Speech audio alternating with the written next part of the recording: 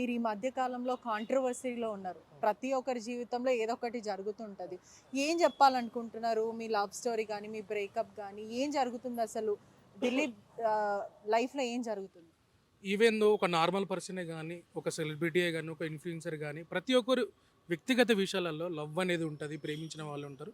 కాకపోతే మేము సెలబ్రిటీస్ ఒక నలుగురికి తెలిసిన వాళ్ళం కాబట్టి, ఈ మీడియా ద్వారా మేము ఎక్స్‌పోజ్ అయితున్నాం. కాని దానికి, అయిన దానికి అయితున్నాం. అంతకు మించి ఏం లేదండి. ఇప్పుడు ఒకవేళ ఏ సెలబ్రిటీ అయినా వాళ్ళ లైఫ్ పరంగా ఎట్లాంటి డిసిషన్ తీసుకున్నా కంపల్సరీ మీకు డిసిషన్ చెప్పే తీసుకుంటారు ఎవరైనా. అంతకు మించి ఏం లేదు. అంతే. ఈ మధ్య కాలంలో బ్రేకప్‌కి సంబంధించిన స్టేటస్‌లు పెడుతున్నారు. అసలు మొన్నటి వరకు మీరు పెళ్లి చేసుకుంటా అన్నారు. అంతా మీరే సోషల్ మీడియాలో పెట్టింది పబ్లిక్‌గా. మేము పెట్టలేదు. మీరు ఒక వీడియో చేసిన తర్వాత పెట్టారు. పెట్టినాం. చేసిన పబ్లిసిటీ అయిన తర్వాత పెట్టారు. ఇప్పుడు ఫర్దర్‌గా ఏం చేయబోతున్నారు? అసలు ఏంటి? ఏం జరుగుతుంది మీ లైఫ్‌లో? నెక్స్ట్ మీరే విక్టిమ్ అవ్వబోతున్నారని కూడా కాంట్రవర్సీ మేడం జరుగుతుంది. మేము ఏం చాలా చెప్తారు? హ్యాపీగా ఉన్నాం మేడం. మేము చాలా హ్యాపీగా ఉన్నాం. మీరు అడిగే క్వశ్చనే నాకు ఇబ్బందిగా ఉంది. మేము చాలా హ్యాపీగా ఉన్నాం. వ్యూవర్స్‌కి ఏం చెప్తారు?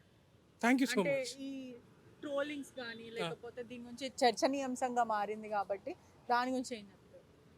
మేడం ఇప్పుడు మీ పని మీరు చేయాలా. ట్రోలర్స్ పని ట్రోలర్స్ చేస్తారు. మా పని మేము చేస్తాం. ఎవరి పని వాళ్ళు చేద్దాం. Thank you so much.